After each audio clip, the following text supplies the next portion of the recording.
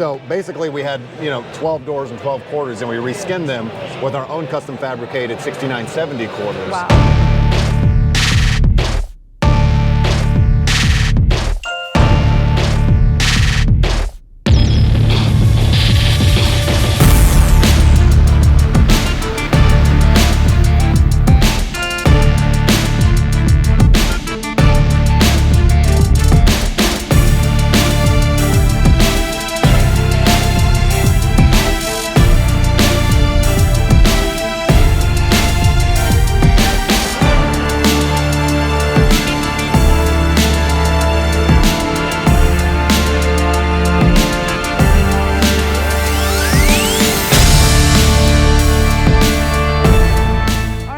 Welcome to Rana's Radar. Here I am at another show. Now I hope you all enjoyed the Corvettes and everything else that has been happening on the channel. A lot of varieties.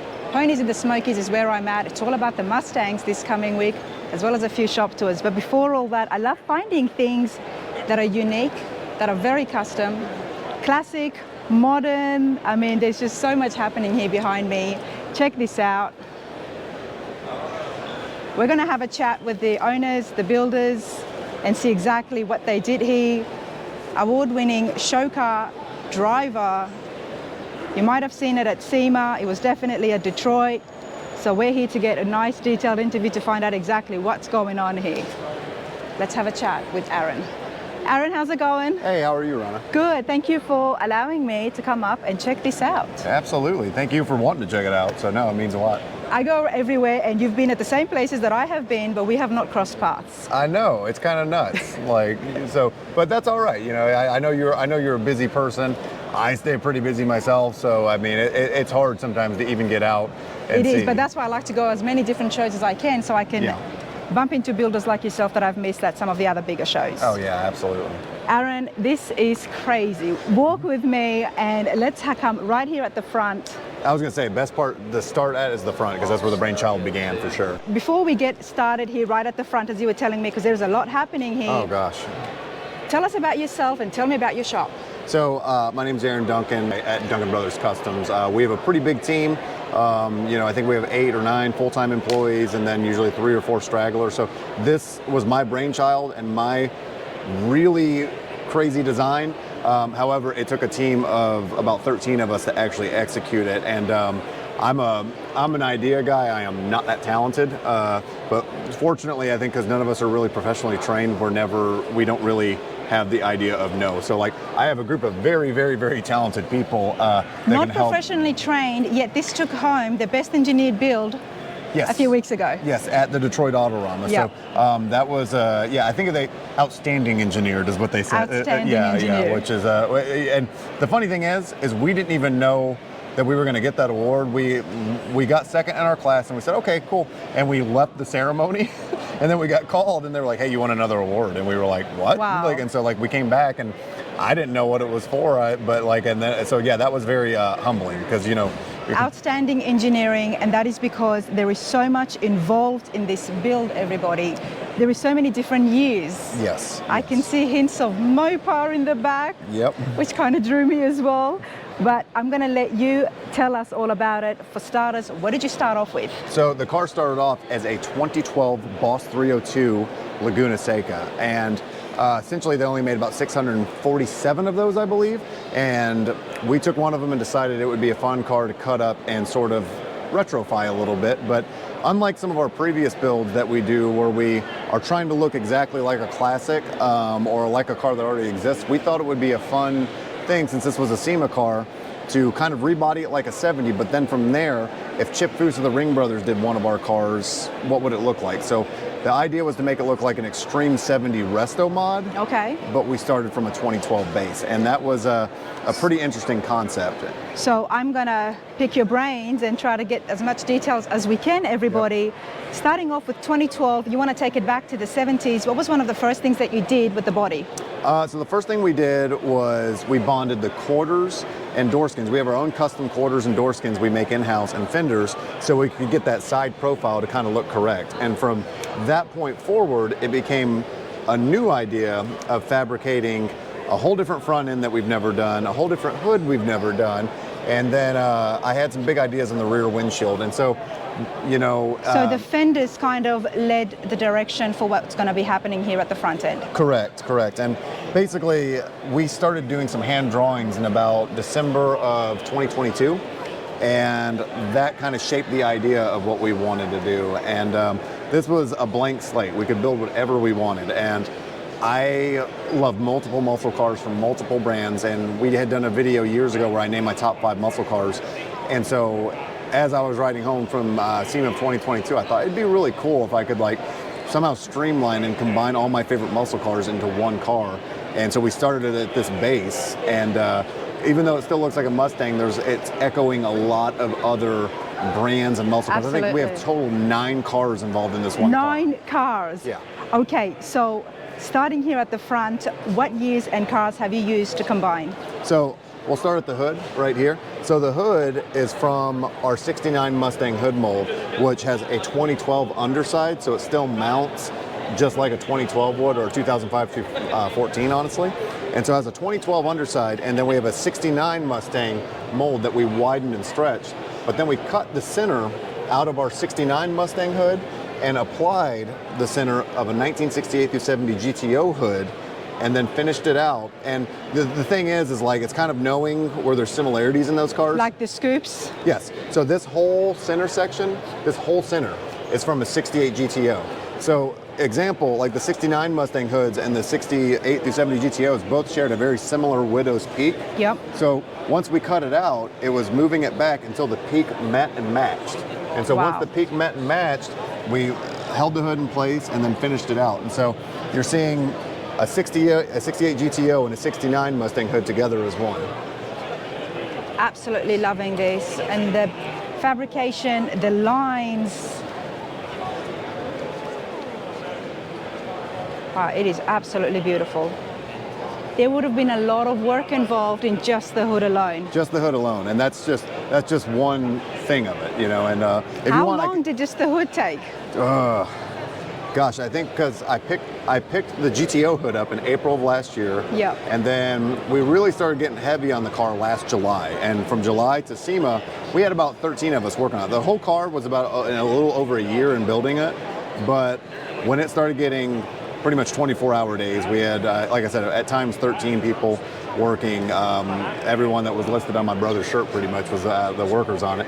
And so from July till about the end of October, it was 16 to 22-hour days, 7 days a week. I never took a day. Trying to get it ready for SEMA. Correct. That is intense. It was very intense. And like the thing is we never compromised. We wouldn't compromise on the vision or the original artwork that we had made in December of 2022. We were committed that it was going to look like that. Like it had to look like that. Like we just did not give up on it. Wow. Aaron, I'm loving the entire hood, as I said, loving the line, so much workmanship involved. Yes. The real question is, what's happening under the hood? So yeah, I was gonna ask next. Do you want to see under the hood? Absolutely. So, let's have a look. We didn't want to really change anything because the power plant is very, very amazing in the Boss 302 as it is.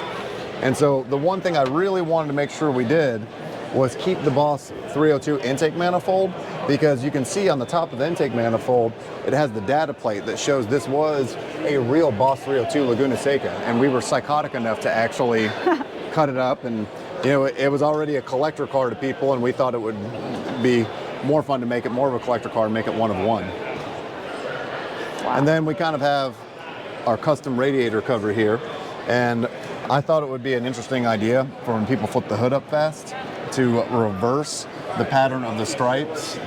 And so if you look, like, yes sir. So if you look, the stripes essentially, you know, go like this, and then when it flips up, the stripes go from carbon fiber to blue right here. Wow.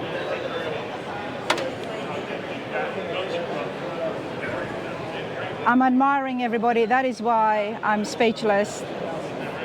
I do love the carbon fiber pattern. Now it is carbon fiber, it's not just the pattern, or? No, this is a carbon fiber pattern, this is a fiberglass panel, but Okay. Yeah, so this was a fiberglass panel, but carbon fiber in design. Wow, loving this. This is just so brilliantly done. And you know what else? You gotta appreciate it when you can see everything and you haven't covered all the panels, you know. Correct. We wanted people to still realize that, hey, this is a functional modern car. And, this Boss 302, it's a stout motor as it is. So we want people to appreciate what was there. And, the only thing we did was we had a company that did a cold air intake, and we ended up putting our little logo on there just to kind of make it at least a little bit more unique. So is this 500-600 horsepower? I think out of the box, these had about 440 horsepower, but they were very torquey cars. I believe that they were around 480 foot-pounds of torque, and like every bit of it gets to the ground. The suspension on these was so dialed in, and we'll never be finished with this car. We've talked about doing a centrifugal supercharger or something of that nature on it to kind of up it a little bit and kind of make it at least a little more of a road warrior. But that's still beautiful, and that engine is admired by a lot of the fans. So. Oh yeah, and you're getting the modern reliability, but let's not veer away from the front just yet, because I got a couple neat things I can show you that we did on the front. Tell us. So I don't know if you want to come around to this side where there's a little more room, but one thing I always hated about the 70 Mustang headlight buckets is that more or less from the factory they had these fake air ducts on the side that weren't functional. In fact, if you look at that blue car right there, that Boss 429 70, you can see the air ducts I'm talking about on the side of the headlight. And they were just there for cosmetic. And some of the road race cars, they might have made them functional. Yeah. But one of the things I thought would be cool to do was to cut that section out, and then we put an HID from a 2015 fog light in place of it. Wow. But the air duct that we cut out, I actually moved to this front pan we made in-house and then made it functional. So this was cut out of this, and now it's actually a functional air duct. Doing this grill, this was a 70 grill from Classic Industries that we painted black, and it created a whole different set of problems because we made this front pan, and the way we actually fabricated this front pan is pretty interesting because we tried a couple different things to get this shape, and once again we were trying to get to the drawing as best as we could. We tried some metal bending, we tried some heating, and we just weren't getting the shape we wanted. And we happened to be next to a pull store, and so I asked. Next to a what? Pull shop, for like not like billiards pool, but like a kid drowns in a pool. Oh, okay. A kid drowns in a pool. That's a great example. Yeah. A swimming pool, mate? Yes, a swimming pool. That's what it is. But okay, so how did the pool shop assist? So the pull shop assisted because we ran over there. We were making, so the car was coming out of paint, and me and my buddy and my cousin were literally still trying to design this front pan. I mean, this was like, probably 2.5, 3 weeks before SEMA. And we ran to the pool store, and we asked, do you have any pull noodles? And so she took a pull noodle, we took a pull noodle and basically got this shape, and then ended up yanking it out after we used it to kind of bond down and get our shape. That was essentially what got the shape, and then we yanked the pull noodle out after we were able to kind of glass it in place. True engineer. Yes, Using absolutely. what you can, honestly, and getting so close to SEMA, that would have been. Oh yeah. I mean, how did you survive? I don't know. I mean, there was a lot of we were laugh happy by the end of it. Throughout the whole process, like me and some of the people talk about the shop, like, man, I never want to be that again. I was like, yeah, but we laughed harder than we've ever laughed. Like, we were having so much fun doing this, and like there was no intense arguments, there was no intense this or that. Like, I don't think it was ever in our heads like, oh my God, we might not make it, because everything felt very natural and the process was very good. So there was never any real worry, but I realized how exhausted I was the night that the car shipped off, and it was because the car left before I did. The car, we had a transport company come and get it, and once we loaded it in, I'd done some test driving that day, and we took some pictures and stuff like that. Like, it was a pretty emotional moment because it was just like, this more than any SEMA build, this was such a labor of love of just getting it to it. And it was such a team effort amongst 13 people. And like I said, we had so many talented workers on this thing that it was unreal. And even things before we jump on, Redline Lutronics, I contacted them to make our headlights. And I said, I need a headlight with everything enclosed in it. Everything. I need the turn signal. I need the parking light because, I'm going to be shaving a lot of that stuff off. So turn signal is mounted into this headlight, and the gentleman that made it, he actually surprised us. We didn't know he was going to do this. At Redline Lutronics, the guy's name is Tony, or Anthony rather, but he ended up, our leather people, of all people, came up with the idea that, Aaliyah Leather, that we should take the classic Boss 302 logo and put bolts in it to symbolize the Frankensteining of all these cars to it. And that was kind of before we coined the name Frankenboss. And my brother did the graphic design on it. And the guy ended up putting it on the headlights, and then you'll see in a minute our leather company stitched it into the seats. So that's where the name Frankenboss came from, because we have all these pieces Frankenstein together. And I don't mean to jump around on you, but yeah, I forgot the problem that we created after we finished this thing. We thought the problem was over, and then we realized, holy crap, we don't have a grill that will match the bottom. And so this grill came from the top, and we didn't know what we were going to do from the bottom, and we just so happened to have a grill overlay that came off a 2018 Challenger at our shop that matched the line. So we cut it and made it work. So this came from a 2018 Challenger, and it happens to match the 70 grill that's on top. You know, when you think about Frankenstein, you think about everything just put together, and it's not really a pretty image at the end. No, and that was the thing. We wanted it to be a very streamlined Frankenstein. Absolutely. If Frankenstein had ended up handsome, like if Frankenstein had been Brad Pitt by the end of it, or but Billy Zane. Everything just flows. Love that. I do like Billy Zane. Everybody loves Billy Zane. It's Cal. He was. Let's just put this out there. Can we just go off topic? Hold on. Because Leonardo DiCaprio is a great, great guy.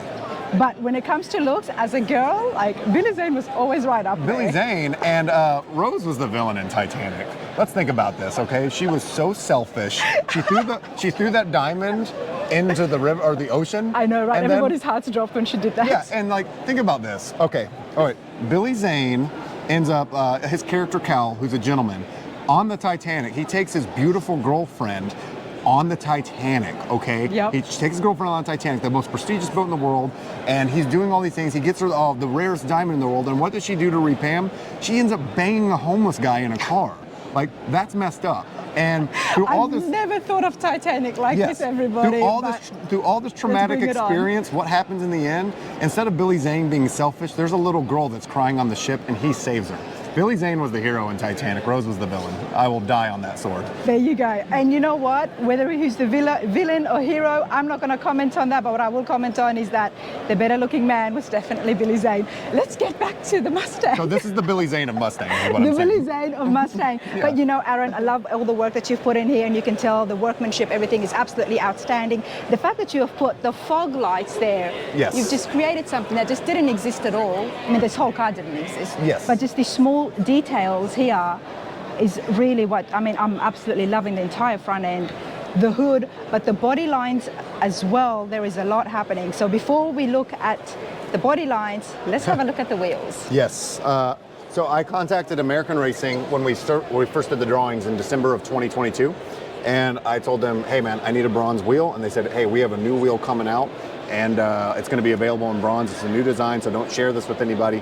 And they sent me the 2 prototype wheels for the rear, and it was perfect. And so it was kind of a reimagining of the classic Torque Thrust wheels, but in a bronze, and it had these kind of like little things right here that just kind of made it look unique. And so it completely fit the theme of what we were doing. Wow. It was a very unique wheel, and I wanted bronze to look kind of almost royal against the blue. Yeah. And if you remember when the hood was down, there's a pinstripe around the hood. Absolutely. That matches the same bronze, and that's why we did the saddleback color. So the accent color is bronze throughout the car. Yes, yes. And so like the interior's brown, kind of to match the bronze, and that was the whole idea. And then the brakes kind of came about very, very, very lucky. I knew I wanted to work with Bayer brakes. We had done a couple of their installs before, and I absolutely loved their anodized brake calipers. I just thought they had a very unique look. And so what ended up happening was I was talking to the owner of the car, and we kind of came to the conclusion we didn't want to go red because it was overdone. We didn't want to do black because it wouldn't show the anodized thing well. We didn't want to go body color because it would get buried, and didn't also want to go the wheel color. And so didn't really leave us with a lot of options. And I looked up basically a color psychology wheel chart. Yep. And there was a couple colors, but green and yellows are hard for the eye to process against a blue. And I thought that's the color we'll go with because it will stand out. And I went back and looked at and talked to the guys from Bayer, and they said, you're not going to believe this, but it kind of matches the whole theme of the build. It's almost like it was meant to be. We have a color called Monster Green. And Monster Green. Monster Green. Perfect. And so that's what the brakes were, was Monster Green brakes, and it ended up just totally changing the whole side profile of the car. And the green ended up bleeding influence into the headlights, and just that was the first thing that was green on the car. And then we were like, oh, now we need to like have a little green lights and stuff here and there. So that it just fit the whole monster kind of Frankenstein theme of the car. This is why I like to do the detailed interviews with the builders and get inside their mindset, because like I've said before on the channel, so much respect for you guys out there. Yes, thank you. Everything is so thought from, for you to go to the color wheel and see what's going to work and what's not. It's amazing, it's brilliant. Yes. And you know what? It looks amazing. Oh, thank you so much. And it looks amazing, it pops. yeah, and for some people, some people don't love it. Some people absolutely think it's the best choice in the world. We love it, but no matter what, everyone sees it. It gets people talking. It's a cool thing. So and that's we did the what you job want. right. You need people to draw them in. Yeah. All right. This was our own design. It's not going to satisfy everybody. Okay. Let's move along now. What can you tell me about the body lines here? So it was very important for us because even though the actual owner of the car, there was a couple times where he was like, oh, we should do a C-stripe on the side. And we said, we want the body lines to be as clean as we can possibly make them on the side. So we want them to speak for themselves. And we don't want to put emblems or badges or this or that and people to know what it is. We kind of want it to just be like, wow, that's a cool car. And most people know that it's rooted in the DNA of a Mustang, but part of that was even eliminating the door handles and adding the door poppers. And so it's pretty unique on these cars because the way it works is when the window is up, I'll hit the little popper button and the window will basically jar up and push into the inner well here and it pops the door like wide open. So it's kind of cool. And then of course when the window's down, you just like that. Of course. But so with 2012 body. So basically we had 12 doors and 12 quarters and we reskinned them with our own custom fabricated 6970 quarters. Wow, okay. And door skins and fenders. So like there's no 12 DNA in there except where the mounting locations are. Okay. So it's pretty interesting because you're 12 doors under here, but it's been reskinned with our custom 6970 tribute kind of style looking skin, and same thing with the quarter as well. We're going to move along here to the back. Very important here. This is legitimately the fuel door. This is one of the 9 cars that's in here. Came from a '99 Ford Windstar minivan. A minivan? Yeah. Okay. Yeah. It was the one that just happened to match the body line the best. So yeah, that was that's if you're ever looking for a very unique shaped fuel door, 99 Ford Windstar is the one to use. It does go better than a square-shaped door, in my opinion, and it just goes so well with the wheels just sitting right there as well. Yeah. But the other thing that I love besides the front end is right here, everybody. Check this out. Take it all in. That back window there, the flush mount, as someone who drives a Charger, that's where I picked that up from. But then again, these lines here is brilliant. Aaron, talk to me. So in kind of the whole Frankenstein theme and taking a bunch of my favorite muscle cars, I love like the 68 Chargers where the windshield was kind of recessed in.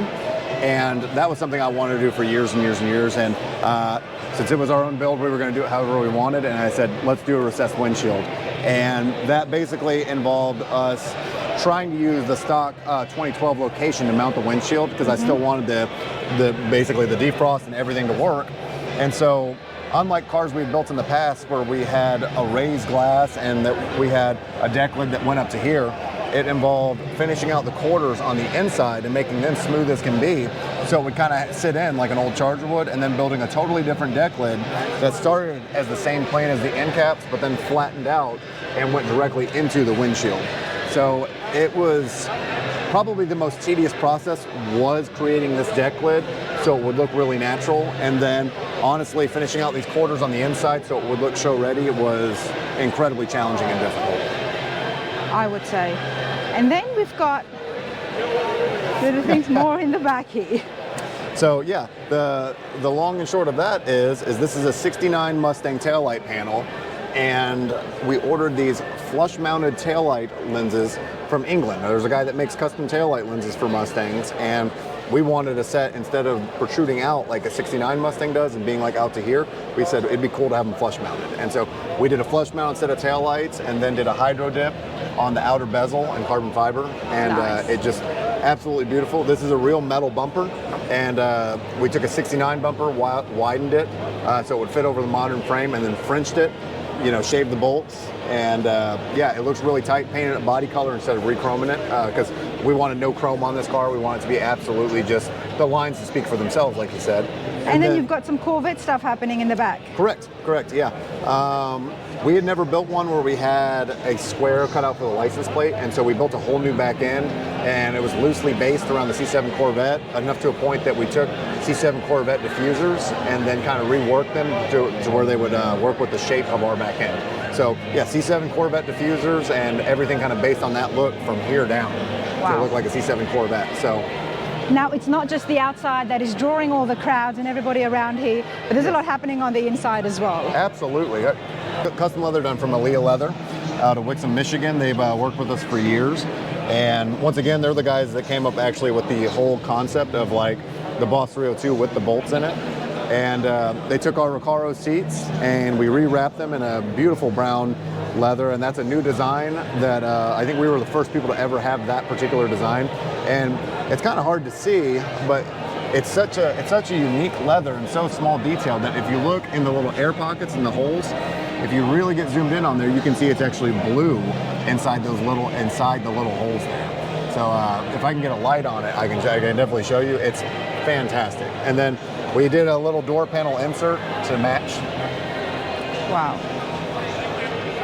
And then of course you got your standard S197 Mustang dash, 6-speed. You know, everything that you want as far as like radio, Bluetooth, this and that. And just, I mean, the car drives and acts like a brand new car. Back seat was eliminated in the Boss cars, and we took the crossbar and had it hydro dipped as well. That brace definitely adds a lot of stability. Hi. Yeah. Do you mind if I move? There's a little guy sitting inside the car seat, so. Oh yeah. Little Frankenstein. I'm going to take little Frankenstein so he can still stay with us. Yep. My girlfriend made those. She actually handmade that, and then she handmade the Bride of Frankenstein that's in the passenger seat. What's your girlfriend's name? Candace. Candace. These are super cool. Yeah, I always call her Hot Candace.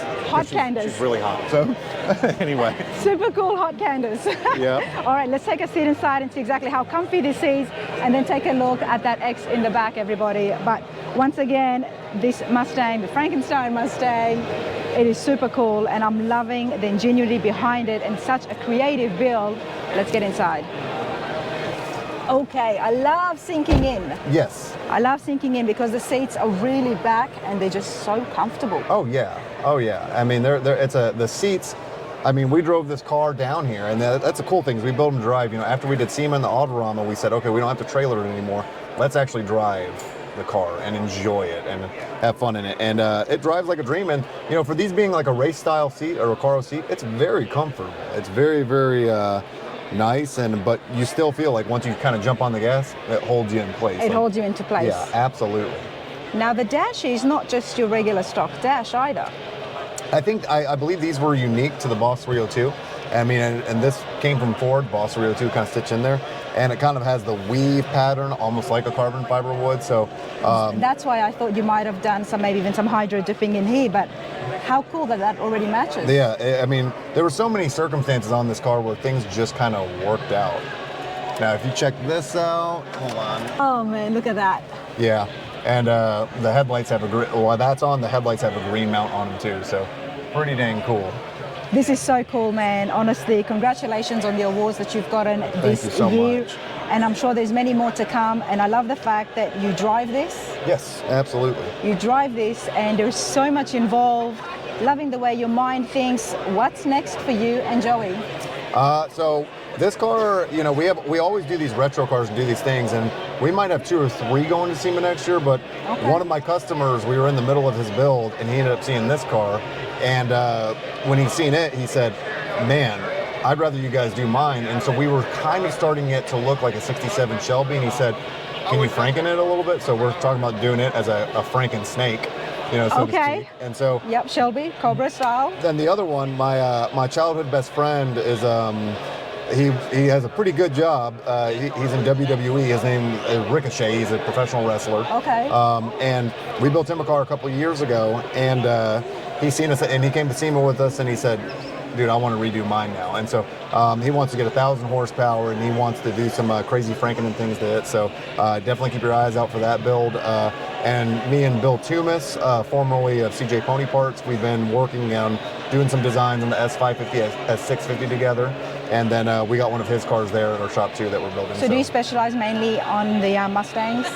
Mainly Mustangs. That's the bread and butter. It's kind of that concept of like once you take one to a show, that's what everyone wants. But if someone was like, Aaron, you get to build whatever car you want and you get to keep it forever, it'd be a 70 GTO. That's how that hood ended up happening pretty much. So yeah, but we have other things at our shop too. We have a 59 Apache, a 56 Dodge, 57. Well, you never know, everybody. Yeah. You know, I'm traveling around, and you know I've been going to these shop tours and knocking on doors, so I might end up there and check out what else happens. But hey, this has been super cool. Yes, thank you so much. Appreciate your time. It's been a total honor. Very much appreciated. Absolutely. Same here. I hope you all enjoyed that. I mean, I love hearing about these builds, especially when there is so much involved. Love it. Congratulations. Love it. Yeah, Billy Zane. Thank you. Billy Zane.